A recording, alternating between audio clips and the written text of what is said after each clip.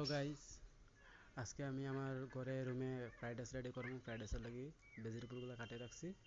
এটা দেখো কীরকম লাগে। First yellow capsicum, beans, carrot, red capsicum, blue capsicum and মটর এন্ড ফ্রাইড রাইস মশলা। এখানে পেঁয়াজগুলো ফ্রাই করলাম একদম লো স্টিমে। লগে তাকে দেখে দিবা। অল্প সল্ট দিব, লবণ দিয়ে অল্প ফ্রাই করবো। পেঁয়াজের মধ্যে গরম মশলা, লবঙ্গ সবগুলো মিক্স আছে। আমি যেগুলো বিনস কাটে রাখছিলাম, ভেজিটেবলগুলো কাটে রাখছিলাম, এগুলো আমি কড়াইয়ে ডালে দিছি। অল্প কম স্টিমে একবার ফ্রাই করবো আমি। সাইডে দিকে কিন্তু অলরেডি আমার রাইস বয়ে দিয়েছি। ফ্রাইড রাইসের যে রাইসটা আছে এটা আমি অলরেডি বয়ে দিই সাইডের দিকে। বয়ে দিচ্ছি কারণটা মানে একলগে হয়ে যাব। এদিকে আমার ভেজিটেবলগুলো ফ্রাই হয়ে যাব আর সাইডের দিকে রাইসটা একলগে হয়ে যাব। অলমোস্ট 2 মিনিট আমি এমনি খোলা ঢাকনায় ফ্রাই করার পরে আমি ঢাকনা দিয়ে আমি মোটামুটি 3-4 মিনিট ফ্রাই করবো কম স্টিমে।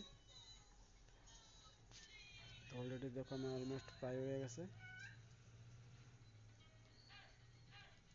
পুদিনা পাতা মিক্স করছি, এখানে পুদিনা পাতার ফ্লেভার ভালো আসে, তার কারণে পুদিনা পাতা মিক্স করছি। লাস্টে অল্প ধনিয়া পাতা মিক্স করবো। দেখো আমার ফাইনাল লুক ভেজিটেবলগুলো। অল্প হলদি পাউডার দিছি, অল্প ফ্রাইড রাইস মশলা, এখন ডালমু অল্প ব্ল্যাক পেপার পাউডার।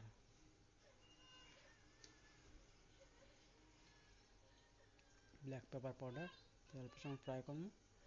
ফ্রাই করে যে রাইসটা বানাইছিলাম রাইসটার লগে আমি এখন মিক্স করে দিব ভেজিটেবল ফ্রাইগুলো। এদিকে রাইস এখন মিক্স করবো। মিক্স করার ফাইনাল লুক আমি দেখাইম।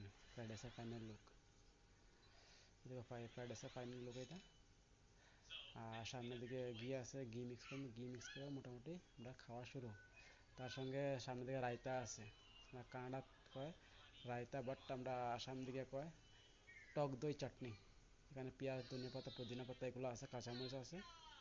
তো ফ্রাইড রাইস আর রায়তা খানি মাস্ত, এটা হচ্ছে রায়তা। তো এখানে আমি ভিডিও শেষ করাম। Bye bye, thank you so much. Video ভালো লাগলে লাইক, শেয়ার অ্যান্ড কমেন্ট করবা, পাশে থাকবে। Thank you so much.